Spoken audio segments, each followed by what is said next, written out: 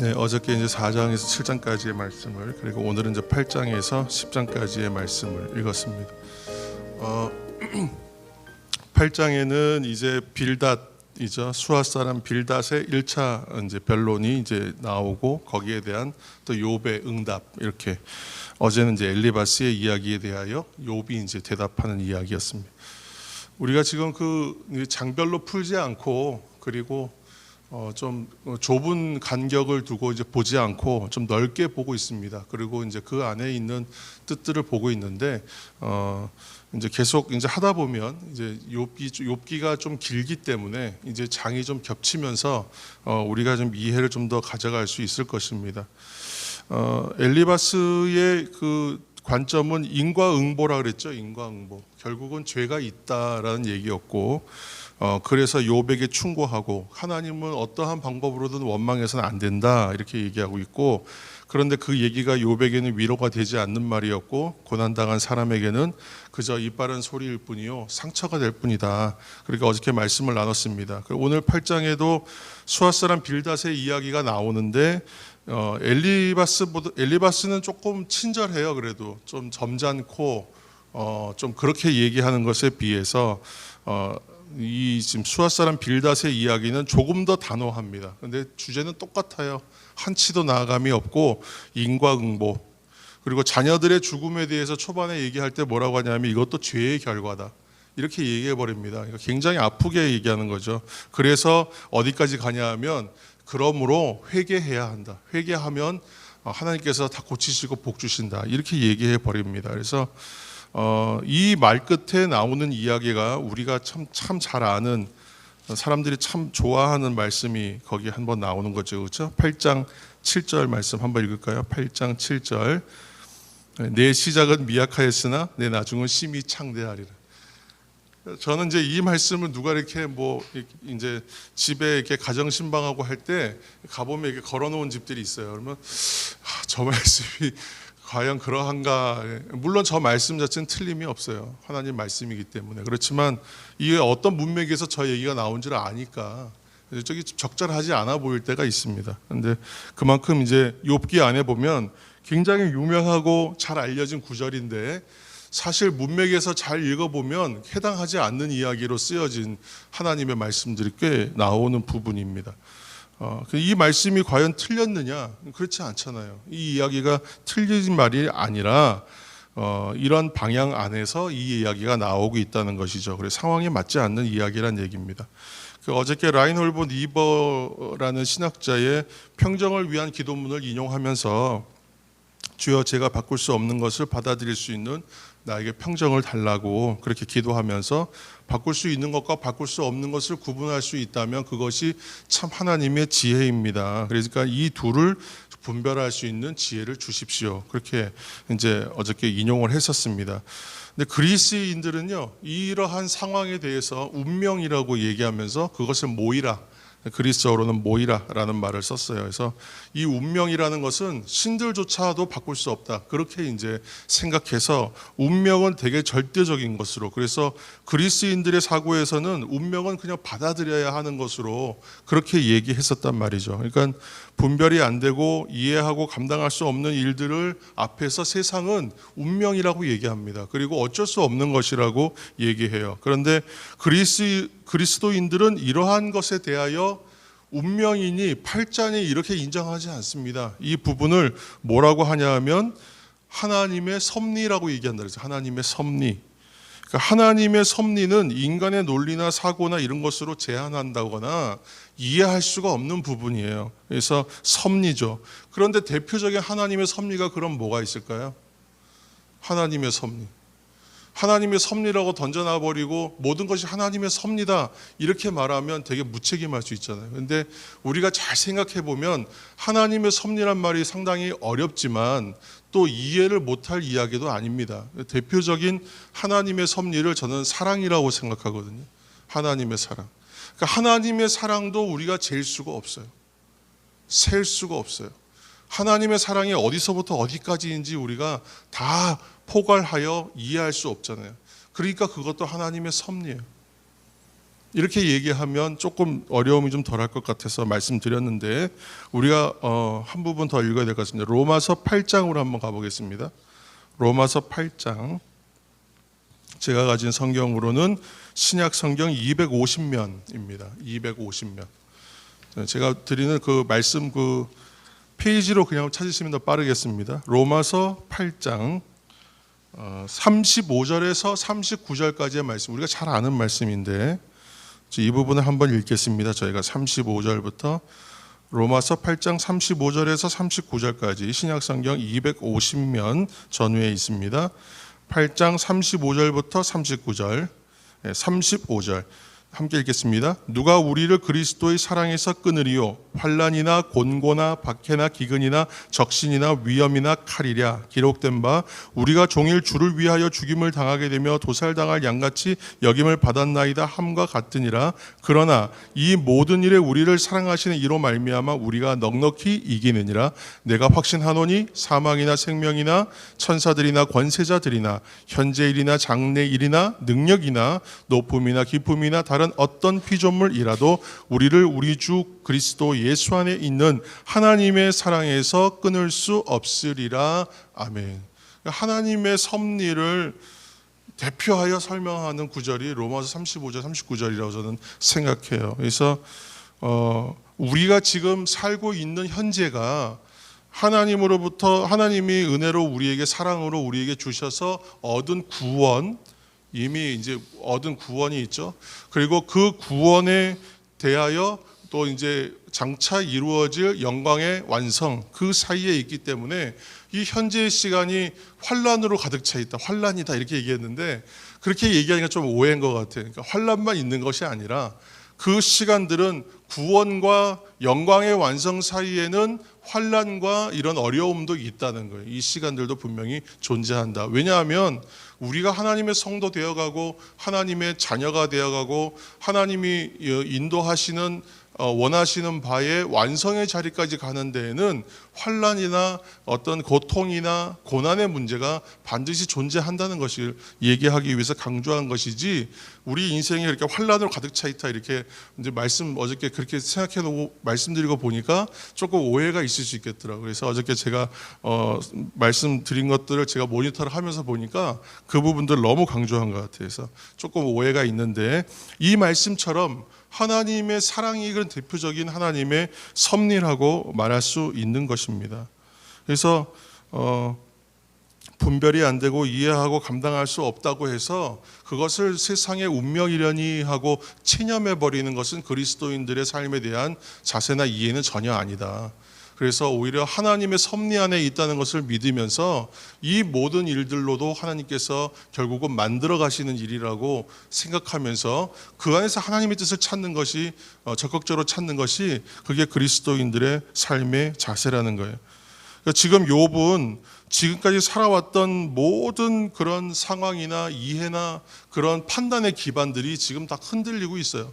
흔들려서 그걸 가지고 이제 길을 잃었다, 길을 잃은 것과 같다라고 이제 말씀드리면서 이것을 이제 어둠 밤의 체험이라고 누구는 말했다고 말씀드렸습니다. 그래서 신앙의 공동체된 우리가 할 수 있는 일들의 가운데 할 수 있는 일들을 한 문장으로 한 단어로 좀 정리하자면 입장에 동일합니다라고 어저께 말씀 다시 드렸죠. 그래서 함께 기도하면서 함께 비를 맞아주는 사람, 그 사람의 입장에 동일하고 입장의 동일성이라고 얘기했습니다. 이것은 마음만이 아니라 말로만이 아니라 방법이나 또 행동을 함께함으로 함께 하는 것이죠. 이것이 하나님의 섭리대로 살아가는 성도의 삶에 가장 합당한 자세가 바로 이런 입장의 동일성을 가지는 것이다 라고 생각해요. 왜냐하면 입장의 동일성이 지금 지향하는 방향이 뭐냐 하면 곧 사랑이거든요. 오늘 이제 하나님의 섭리 가운데 사랑으로 먼저 대표하여 말씀드린 것처럼 성도들이 함께 서로에 대하여 입장의 동일함을 가지려고 하는 그 노력이 일단 사랑이라고 말할 수 있다는 거예요. 그러니까 지금 말을 되게 복잡하고 어렵게 제가 풀고 있는 것 같지만 사실 이야기는 하나님의 섭리, 사랑도 하나님의 섭리다. 그러므로 그 섭리 안에 있는 것 가운데 우리가 취해야 될 것은 입장의 동일함. 서로의 입장에 동일함을 취해야 하고, 이 입장에 동일함을 취하는 모든 행동과 노력이 사실은 사랑으로 향하고 있다는 것을 우리가 말씀드리고 있는 것입니다. 대표적인 그러면 입장의 동일함을 성경에서 아니면 우리의 신앙의 자리에서 찾는다면 무엇이 있겠습니까? 대표적 사건이 뭘까요? 입장의 동일함으로 오는 것. 그러니까 내가 그와 같아지는 것이잖아요. 우리가 항상 얘기했던 에큐메니칼, 우리 통합교단의 모토인 에큐메니칼도 결국은 서로의 차이와 다름을 인정하고 이해하면서 함께 되려고 하는 거예요. 하나가 되려고 노력하는 것이잖아요. 그것처럼 이 신앙의 대표적인 입장의 동일함을 나타낸 사건이 뭐냐면 예수 그리스도께서 이 땅에 오시는 것, 그 성육신 하시는 것, 그것이 바로 입장의 동일함을 보여주는 것입니다. 예수님이 우리와 같이 되어버리시는 거예요. 왜냐하면 이게 사랑하기 때문에 하는 거예요. 그러니까 지금 이제 입장의 동일함이 바로 이런 것이죠. 친구들이 와서 이빠른 소리 하고요, 좋은 얘기 해주는 거 참 좋아요. 그러니까 이것이 정말 그를 생각해서 하는 말들이에요. 지금 그가 미워서 하는 말이 아니거든요. 그를 생각하여 일주일 동안 그 앞에 아무 말 하지 않고 금식하고 정말 울면서 그들의 앞에서 바라보고 있다가 이제 요백에 한마디 하는 말들인데, 참 안타까운 것은 그들이 입장의 동일성을 가지기 위해서 조금 더 애썼으면 어떨까 하는 거예요. 그 자리에서 조금 더 성숙한 그리스도인들이라면 거기에서 멈춰야 되죠. 그러니까 지금 뭘 지적해주고 정리해주고 확인해주는 것이 아니라 그냥 그와 함께 울어주고 기도해주는 것으로 충분할 수 있다는 거예요. 오늘 이제 그 대표적인 게 성육신이라고 말씀드리면서 인간의 몸으로 주님이 오시는 것을 말씀드렸고, 바울도 그렇게 고백하거든요. 우리 고린도전서 한 장 더 말씀 보겠습니다. 신약 성경 고린도전서 9장 21절 말씀, 9장 21절 이하 말씀, 우리 신약 성경으로 273면에 고린도전서 9장 21절 20절부터 읽어야겠군요. 20절부터 23절까지 한번 읽어보겠습니다. 우리 20절부터 9장 20절부터 23절까지 말씀을 함께 읽겠습니다. 유대인들에게 내가 유대인과 같이 된 것은 유대인을 얻고자 하며, 율법 아래에 있는 자들에게는 내가 율법 아래에 있지 아니하나 율법 아래에 있는 자같이 된 것은 율법 아래에 있는 자들을 얻고자 하며, 율법 없는 자에게는 내가 하나님께는 율법 없는 자가 아니요 도리어 그리스도의 율법 아래에 있는 자이나 율법 없는 자와 같이 된 것은 율법 없는 자들을 얻고자 함이라. 약한 자들에게 내가 약한 자와 같이 된 것은 약한 자들을 얻고자 하며, 내가 여러 사람에게 여러 모습이 된 것은 아무쪼록 몇 사람이라도 구원하고자 함이니, 내가 복음을 위하여 모든 것을 행함은 복음에 참여하고자 함이라. 아멘. 여러분 이제 좀 이해가, 그림이 좀 더 명확해지죠. 그러니까 어떤 입장을 취해야 하는가, 여기서 지금 제가 판결자가 될 필요가 없어요. 목회자고 목사라고 해서 꼭 가르쳐야 되는 건 아니더란 말이죠. 때로는 말하지 않는 것이 그에게 복됨이고 위로일 수가 있더라고요. 나는 정말 선의를 가지고 그에게 정말 준비한 말로 조심조심 준비했음에도 불구하고 그 말이 전혀 위로가 되지 않을 때가 있어요. 그리고 이만큼 준비해 갔는데 정작 그 현장에 가서는요, 한마디도 못할 때도 있어요. 하나님 막으실 때도 있더라고요. 입을 그냥 닫고 그냥 가만히 있어야 돼요. 그냥 같이 울어주는 거예요. 그냥 같이 가슴을 쳐주는 거예요. 그러면 그것으로 될 때도 있어요. 근데 지금 이 친구들의 말이 너무 아픈 말이거든요. 한마디 한마디가 너무 상처되는 말이에요. 자녀들의 죽음까지도 너의 죄 때문일 거라고 이렇게 얘기하는 것은 정말 너무너무 심한 말들이에요. 근데 그런 말들을 지금 하고 있지 않습니까? 근데 그 문장이요, 다 사람들이 패로 만들어서 집에다 걸어야 될 정도로 훌륭하고 좋은 말들이라는 게 너무 맞지 않는, 현실과 맞지 않는다는 것입니다. 오늘 바울은 뭐라고 얘기하면, 내가 다 있지만 마치 없는 사람인 것처럼, 내가 율법에 대해서, 하나님의 뜻에 대해서 다 알지만 마치 모르는 사람인 것처럼, 그때는 다 내려놓고 그들과 동일하게 되므로 그들을 얻고자 한다라고 얘기합니다. 그러니까 생명을 얻고자 하는 이것은 하나님의 섭리라고 말하는 거예요. 그래서 하나님의 사랑이라고 말하는 거예요. 하나님의 사랑은 잴 수가 없어요. 그 잴 수 없는 하나님의 사랑이 은혜로 우리 가운데 은총으로 임하여 있다. 그래서 하나님께서 우리를 구원하셨고 또 이제 영광의 완성을 위하여 이루어 가시는 인생의 현재를 우리가 살고 있고, 이 현재는 환난과 고통과 환난과 인내와 연단과 소망의 과정을 통해서 이루어질 터인데, 이 중간에 일어나는 이 욥의 이 너무 극대화된 것이긴 하지만 이러한 일들까지도 우리가 하나님의 섭리 안에서 발견하고 받아들여야 되는 영역이다. 그것이 성도의 되어가며 자녀가 되어가며 또한 구원의 완성, 영광의 완성으로 향하는 자리이다라고 지금 제가 욥을 보면서, 욥기를 보면서 정리해내고 있는 것입니다. 그래서 좀 어렵지만, 좀 제가 말을 또 더 어렵게 하고 있지만 이 말씀들을 보시면서 계속 읽어가는 거예요. 그러면서 이 좀 괴리감과 차이와 이해할 수 없는 이 글들과 논리들 속에서 하나님의 섭리를 찾는 시간이 되기를 예수님의 이름으로 축원합니다. 그래서 이 욥기를 통해서 읽으시면서 인생에서 겪어내야 될 것이 과연 어디서 어디까지인가를 한번 우리가 폭을 한번 재보고요.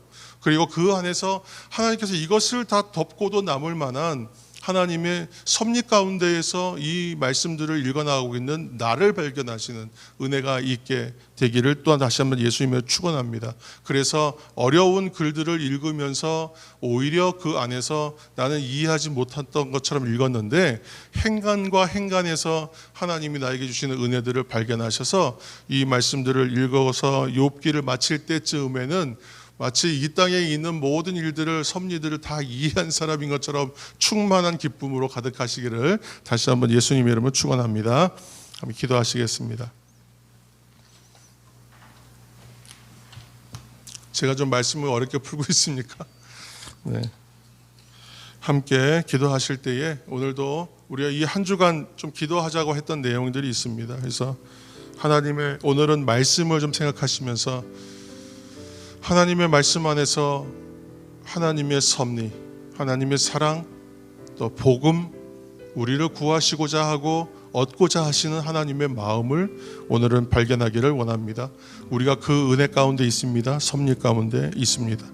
이해할 수 없는 일들을 여전히 만나고 감당할 수 없는 일들을 만날지라도 모이라 우리는 그것을 운명으로 받아들이지 않고 하나님의 섭리로 이해하며 그 안에서 하나님의 뜻을 찾고자 합니다. 이 땅 가운데에 우리가 도무지 이해할 수 없고 생각할 수 없었던 인간의 몸을 입고 오시기까지 우리를 사랑하시는 하나님의 섭리와 은혜 가운데 사는 우리들로서는 아버지 하나님 충분히 이 모든 상황을 이해할 수 없지만 하나님께서 넉넉히 이기게 하시고 피하게 하시고 또한 이루어 가시고 온전하게 하시기 위하여 행하시는 일들로 받아들일 수 있습니다. 우리는 비록 자신은 없지만 하나님 그 자리까지 가기를 원합니다. 또한 그렇게 되기를 원합니다. 하나님 인도하여 주옵소서. 나를 자라게 하여 주옵소서. 나를 성숙하게 하여 주옵소서. 이 시간 간절하게 기도하시고 계속해서 요청한 대로 함께 중보 기도하시면서 환우들을 위해서, 특별히 이경수 권사님 준비하시는 수술 과정을 위해서 이 시간 통성으로 함께 기도하겠습니다.